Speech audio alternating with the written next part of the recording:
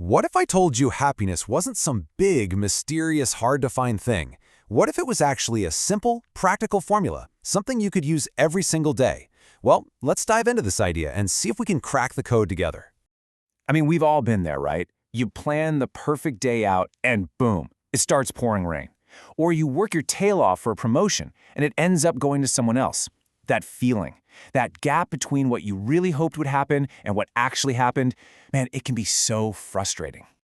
But here's a thought. What if we're looking at it all wrong? What if the actual source of our unhappiness isn't the situation itself, but the lens we're seeing it through? So let's define what we're talking about here. In this framework, happiness isn't about having a perfect life. Not at all.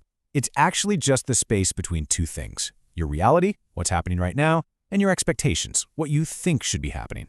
And that brings us to the formula at the heart of all this. Happiness equals reality minus expectations. It's so incredibly simple, but it's also kind of profound, right?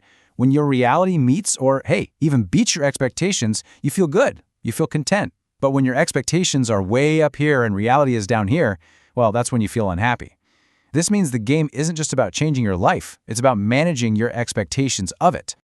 Okay, so to really make this formula work for us, we need to get a little more specific. We've got to understand the huge difference between two words we tend to throw around like they're the same thing: standards and expectations. And trust me, getting this right is the key to the whole shebang. And here it is. This is all about separating what you can control from what you can't. Expectations. Those are external demands. I expect my commute to be traffic-free. Good luck with that. That's totally out of your hands. But standards are internal promises. My standard is to leave early enough that traffic won't make me late. See the difference? One is a demand you place on the world, the other is a demand you place on yourself. So the big takeaway here is to flip the script. Instead of getting all worked up because the world isn't meeting your super high expectations, take all that energy and turn it inward.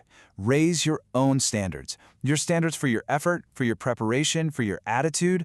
That right there is where your real power is. All right, so if we're all in on focusing on our standards, how do we actually do that? How do we practice them? Let's take a look at how our actions quite literally build the reality side of that happiness equation.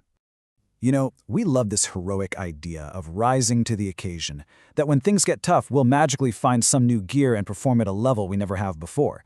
It sounds great in movies, but in the real world, something very, very different happens.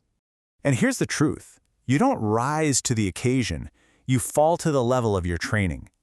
Your performance in that high-pressure moment is a direct result of all the work you've already put in. So your standard shouldn't just be, I want to run a marathon someday. It should be, my standard is to get my 3 runs in this week even when it's cold and I don't feel like it. That's the private practice that raises your entire baseline. And here's the beautiful payoff. That promotion you get, that project that everyone loves, that healthy relationship, those are the public rewards. But they don't just appear out of nowhere. They are the direct results of the quiet, consistent, and let's be honest, often boring work you do in private, all driven by your own high standards.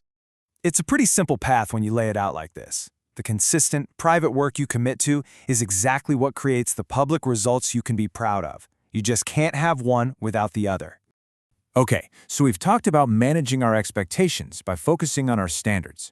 Now let's get to the final piece of the puzzle, a really powerful mindset shift that helps you find real, day-to-day contentment. The advice here really boils down to a two-part practice.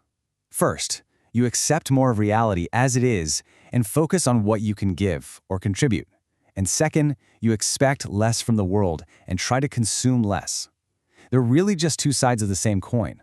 One handles your relationship with what happens, and the other handles your relationship with stuff. So let's just call this the swap.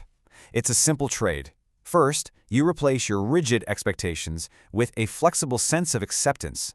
Then, you replace that constant desire for more consumption with a genuine feeling of contentment for what you already have. It's about trading external chaos for internal peace. So let's put it all together. Here's your new mindset toolkit. Number 1, always remember the formula. Happiness equals reality minus expectations. 2, focus on your internal standards, not your external expectations.